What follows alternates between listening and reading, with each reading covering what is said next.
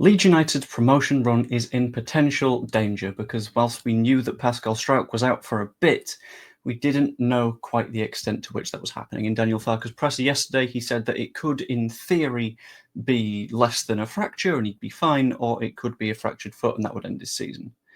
It is worse than we initially expected, worse than hoped, and Pascal Struijk is set to be out until the end of the season. Now, this isn't widely reported right now, but it is from a source that I trust 100%. A lot of people ask, where are you getting it from? It's not just plucked out of my imagination.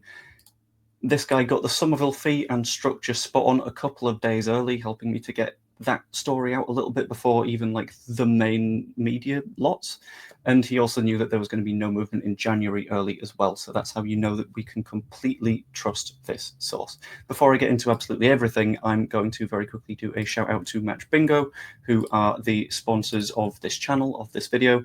If it's a match day and you fancy just having a fun way of watching things that's a little bit different, scan my QR code, get a ticket for the match, and you'll get a bunch of events that come up. There's cash prizes for 1 line, 2 lines, full house, all that fun stuff.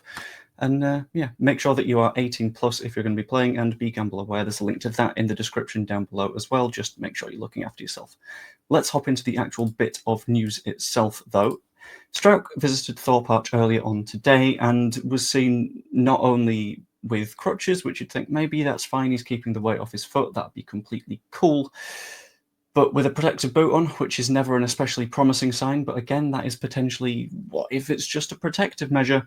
But he was also in a cap, which to me says that he's not even trusting himself to drive, which says that there is a lot of damage done, a lot of impact to that foot. And you add on the fact that the squad was already in the northeast at the time, this feels like taking as many precautions as are feasibly possible.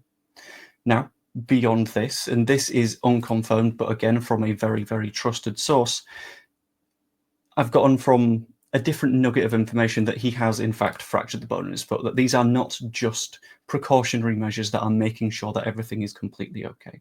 This was done in the most recent match, which was against Luton. I'd completely forgotten then for a moment.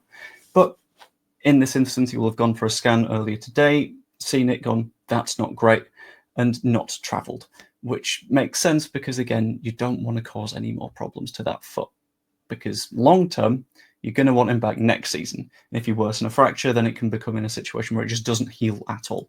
According to Daniel Farke in his most recent press conference, a fracture would have ended his season, and if it's the case that that has happened, no more Pascal Struijk for Leeds United until at least the season is done. And specifically, this isn't the 6 remaining matches of the season, because most fractures will take 6 to 8 weeks to heal, which, if my timing is right, means that he's not going to be back for the playoff semi-finals at the very least, and I think even the playoff final will come too early. So no matter what, Pascal Struijk will not be back in the squad, which is the worst possible outcome here, right? Everyone agrees on this because there's many ways that it affects the side.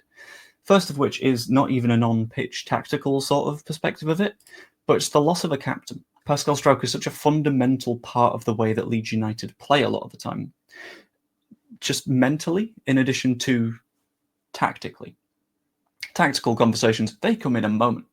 But in terms of you've lost a bit of leadership on the pitch, that means that you need to play Ethan Ampadu, because your other bit of leadership, one of your 3 captains, being Ilham Melier, is also not going to be getting back in the side at any point soon.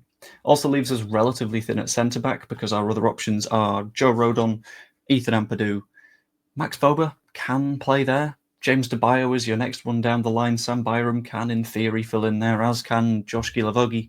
But we don't realistically want to see those guys doing that right now, because we're in the championship running, which means that we need points. It's ideal to not sort of whack your pegs in the wrong holes, as everyone likes to say when it comes to squad building. It also affects the midfield options, because if you've dropped Ampadu to centre-back, well, he can't play in the centre of midfield, which means that with Rothwell injured as well, at least for the next couple of weeks, you've got Tanaka and Gruev, for certain. And if you don't play Ampadu in centre-back and you do play him in midfield, then you're almost certainly stuck with Max Boba playing there, and he likes to drift his way up the pitch a little bit, which potentially leads to structural issues. Add on to that The fact that we lose a little bit of an advantage from set pieces, losing both Rothwell and Pascal Struijk at set pieces for the rest of the season is pain and is likely to remove from our threat severely. And it does also add to that off-pitch narrative, the narrative that everyone likes to sing, that Leeds are falling apart again, all that fun stuff. A key injury at this point of the season is not great. And to fans, it will look like, well, that just adds to the pile of reasons we're done for the season, and we're not done for the season, to be completely clear. I still think there is a very clear path to going up automatically, perhaps even as champions, especially with Burnley having a horrible run-in. Sheffield United may be fine, but we've just seen that they can lose points relatively easy against Oxford. We're definitely still in this, but incidents like this aren't going to help the way that fans are feeling, and fans are fundamental to the way that the players are feeling. So how can we deal with it? Ampadu to centre-back is one of the many options that are available to us, but it potentially leaves us short in the middle of the park. There is always potential to see Max Vober come on, but again, he's seemed better at left-back for Leeds, despite the fact that he has always sort of been pitched as a centre-back to us. I'd say as a centre-back, he does best on the left-hand side of a three. He's not really able to do that at Leeds because we don't play with three at the back. And Daniel Farke in his press conference mentioned James De Bio, which could work, but we don't know his level because he's not really played senior football at all. So we're in a bit of a scary situation with that one. And it leaves us with the ultimate question of, will we be okay? Are we actually going to be fine here? And I'm going to stick by yes. Because all season long, we've been saying we've got the best squad in the league. And even after January, people were still able to stand by that because we've got a fairly strong bench. And the signings that Sheffield United have made, it turns out, weren't fantastic. So Tom Cannon didn't end up doing much.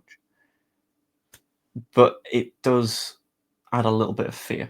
It adds a little touch of, if we don't beat Boro, things feel a bit wobbly. And you may be watching this after the Boro match, where I fully expect in the post-match presser, Daniel Farke might mention what's gone on with Pascal Struijk. But if we don't beat Boro, then we're down on momentum for Preston. And if Preston's a problem, then I think automatic promotion is potentially knacked, depending on what happens with the other teams. Keeping Pascal Struijk would have been colossal for us this season. Maybe Ampadu can do a fine enough job at centre-back. We saw last season that he was key to a very long period of time in which we were doing pretty damn well. But this adds to the fears. And it don't feel great. So I can hope. I'm still going to say we probably go up this season. But the certainty's starting to slip. But we'll find out. After all, that is just what I think. Let me know what you think in the comments down below. Like the video if you enjoyed it, subscribe if you're not yet. You can even get your tickets to the Leeds Creator Cup, the link for which I have put in the description down below. Hope you enjoyed, and I will see you later. Toodaloo. I just want a sensible end of the season. Just something nice. Let's just batter Boro. Batter Boro and I'm feeling fine. In a bit.